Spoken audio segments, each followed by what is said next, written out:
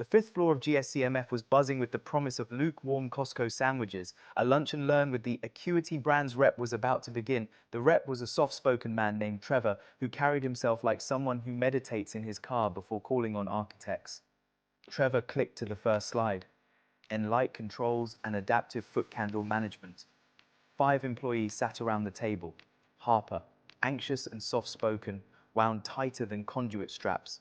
Marlon, recently divorced, professionally competent, emotionally vibrating. Derek, calm, married to someone who makes more than him and very much okay with it. Shane, a 41-year-old man who looked like he'd accidentally taken a wrong turn into year 9 of his career. Graham, the manager, the disruptor, the stormfront. Trevor went to the next slide. How Enlight maintains Title 24, compliance while increasing delivered light levels. And that's when Graham stood up. Trevor, without hesitation, said, "Of course, I will yield the floor." Inside his mind, Trevor thought, yes, here we go. I've seen this energy before. The foam on the cappuccino of chaos. Graham slammed a stack of printed papers on the table. I am done. Done with low-drive men who make less than their wives. Derek raised a gentle hand. It's actually totally fine. No, it's not, Graham shot back. According to a Stanford meta-study from 2018, men who make less than their wives have lower grit, lower drive, and lower metabolic dominance in the workplace. Harper blinked. Metabolic dominance isn't a term. Graham's eyes gleamed. Oh, it is now. He slapped down a laminated chart titled, "The Status Drive Correlation Graph, Draft." Trevor, silent. He brought lamination. This is not his first meltdown. Marlon tried to hold his ground. I make less than my ex-wife and my ex-wife's girlfriend, and I'm doing fine. Graham pounced. Exactly. That proves the literature. You have no competitive edge left. You're coasting. Marlon opened his mouth to argue, but paused. A horrifying realization crossed his face. That actually makes sense. Harper jumped in. I only make hypothetically less than my hypothetical future wife. Graham slapped another chart. A Cornell 2021 projection study found that men with higher anxiety are more likely to be out-earned by their wives later in life. Harper's jaw dropped because it felt accurate. Derek, the calm one, tried. Look, the stress reduction is great. I'm happier, Graham cut him off. Happier? Sure, but less driven, less hungry, less competitive. Derek stared at the table. Damn, he's right. One by one, they broke.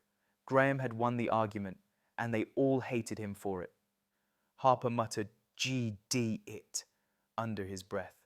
Marlon threw his sandwich wrapper at the floor.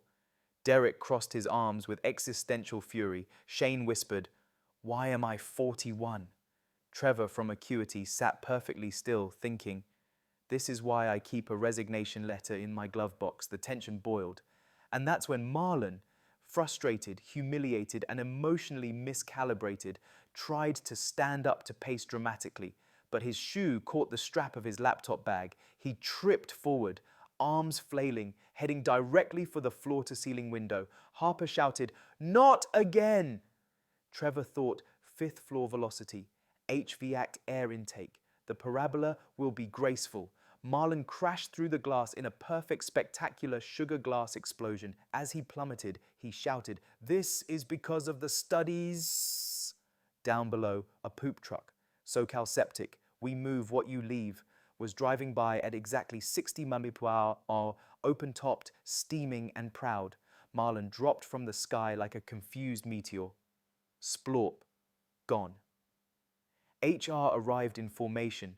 Clipboards held like riot shields, safety vests glowing aggressively. The lead HR officer, Janice, barked, Secure the area. No one moves, no one talks, no one even thinks without clearance.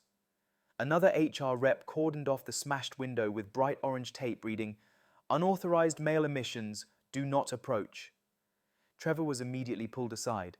Did you contribute to this incident? HR demanded. Trevor answered truthfully, I didn't even get past slide 2.